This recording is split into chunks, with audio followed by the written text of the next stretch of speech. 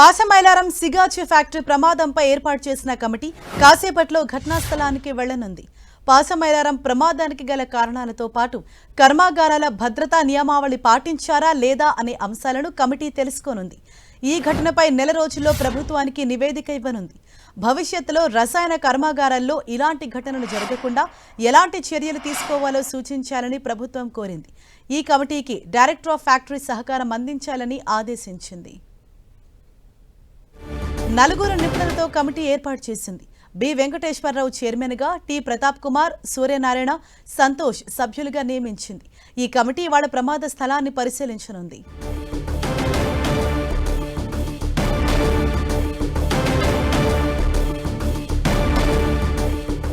ఇదే విషయంపై మరింత సమాచారాన్ని మా ప్రతినిధి పివి రావు మనకు అందిస్తారు. పివి రావు. హరీష సంగారెడ్డి జిల్లా పాసమైలారంలోని సిగాచి కంపెనీకి సంబంధించి దుర్ఘటన సంబంధించి రాష్ట్ర ప్రభుత్వం ఒక నిపుణుల కమిటీని వేసింది. ఆ నిపుణుల కమిటీ మరికొద్ది సేపట్లో ఈ యొక్క ప్రమాద జరిగినటువంటి పరిశ్రమ దగ్గరకు వచ్చి పరిశీలించనున్నారు.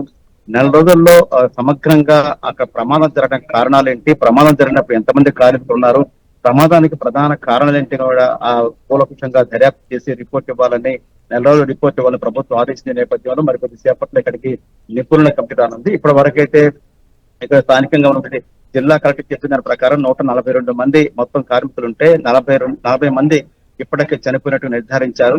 చనిపోయినటువంటి వారిని గుర్తించేసి ఆయా ప్రాంతాలకు ఛత్తీస్గఢ్, ఒరిస్సా, బీహార్ ఆయా రాష్ట్రాలకి తరలించేటువంటి ప్రక్రియ ఒకవైపు కొనసాగుతున్నది. మరోవైపు రెస్క్యూ ఆపరేషన్స్ అయితే కొనసాగుతున్నాయి. అయితే మనం అనుకున్నట్టుగా ఆ ముందు ఆ పేరుడు దాటికి ఆ కుప్పకూలిపోయిన భవనం పక్కనే మరో భవనంలో కూడా కొన్ని డెడ్ బాడీస్ ఉన్నట్టుగా అధికారులు గుర్తించారు. ఎందుకంటే ప్రమాద దాటికి 100 మీటర్ల దూరంలో కూడా అక్కడ పడిపోవడం జరిగింది. కాబట్టి వారందరినీ కూడా వెలికి తీసే ప్రయత్నం అయితే చేస్తున్నారు.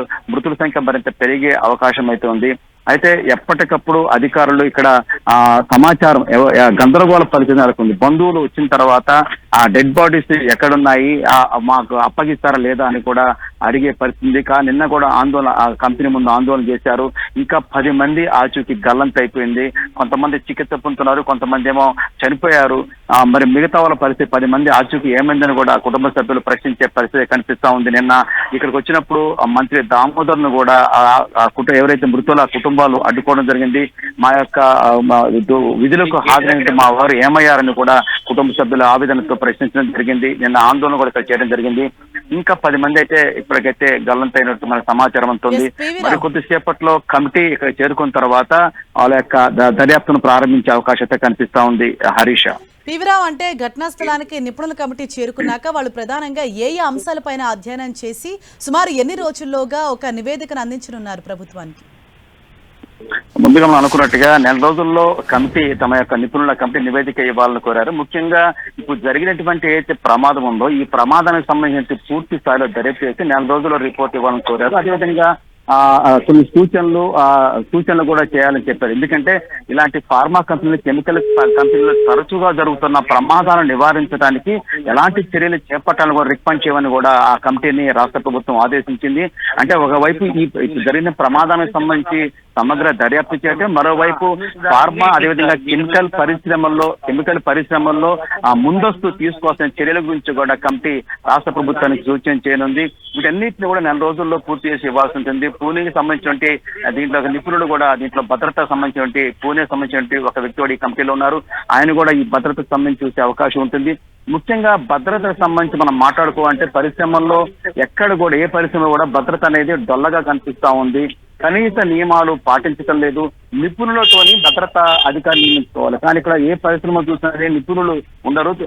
మామూలుగా కనీస అర్హత అనేటువంటి వారిని భద్రతా అధికారులుగా నియమించుకోవటం వల్ల అక్కడ ఏం జరుగుతుంది, రియాక్టర్స్ కి బాయిలర్స్ మధ్య కూడా తేడా చర్యలు అధికారులను, సేఫ్టీ ఆఫీసర్స్ నియమించుకోవడం వల్లే ఈ ప్రమాదం జరుగుతుంది. వీటన్నిటి కూడా కూలంకషంగా అధ్యయనం చేసి కమిటీ తన యొక్క నివేదికను నెల రోజుల్లో సమర్పించాలని రాష్ట్ర ప్రభుత్వం కోరింది.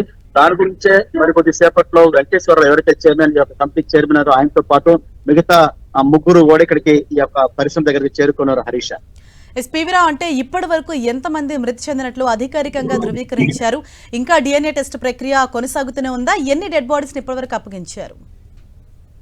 డిఎన్ఏ ప్రక్రియగా కంటిన్యూ అవుతూనే ఉంది. ఇప్పటి వరకు అయితే వారు చెప్పిన ప్రకారం, ప్రభుత్వం చెప్పిన లెక్కల ప్రకారం అయితే 38, 39 చెప్తా ఉన్నారు. కానీ ఇక్కడ ఏదైతే ప్రమాదం జరిగిన పరిశ్రమ నుంచి ప్రభుత్వ ఆసుపత్రికి డెడ్ బాడీలు ఎప్పటికప్పుడు చేరుతూనే ఉన్నాయి. కానీ వీళ్ళు ధృవీకరించి మాత్రం 38 చెప్తున్నారు. మనకు తెలిసిన ప్రకారం 40 దాటిపోయి 42 వరకు చేరిందని చెప్పుకోవచ్చు. ముఖ్యంగా వాళ్ళు చెప్పే ఒక్కొక్కరు ఒక్కొక్క సంఖ్య చెప్పే పని మనకైతే కనిపిస్తా ఉంది. అక్కడ మిగతా 10 మంది అయితే పూర్తి స్థాయిలో కళ్ళంతైపారు. మంది ఏమయ్యారు తెలియని పరిస్థితుల్లో కుటుంబ సభ్యులు కూడా తీవ్ర ఆందోళనలో ఉన్నారు. ఎందుకంటే డెడ్ బాడీస్ దొరికిన వాటిని ఎప్పటికప్పుడు డిఎన్ఏ పరీక్షల ద్వారా ఐడెంటిఫై చేసేసి వారి స్వస్థలాలకు పంపించేస్తున్నారు. మిగతా వాళ్ళు ఆసుపత్రుల్లో చికిత్స ఆసుపత్రులు చికిత్స పొందుతారు. ఇవన్నీ పోగా హాజరైన దాని ప్రకారం మిగతా 10 మంది లెక్క తెలియని పరిస్థితి కనిపిస్తా ఉంది. శిథిరాల కింద ఇంకేమైనా డెడ్ బాడీస్ ఉన్నాయా? ఇందాక అనుకున్నట్టుగా కుప్పగూలిన 3 అంతస్తుల భవనం పక్కన మరో భవనంలో కూడా పడ్డాయనేటువంటి సమాచారం. అక్కడ కూడా సెర్చింగ్ అయితే సహాయక బృందాలు సెర్చింగ్ అయితే చేస్తూ ఉన్నాయి. Harisha. Thank you PV Rao.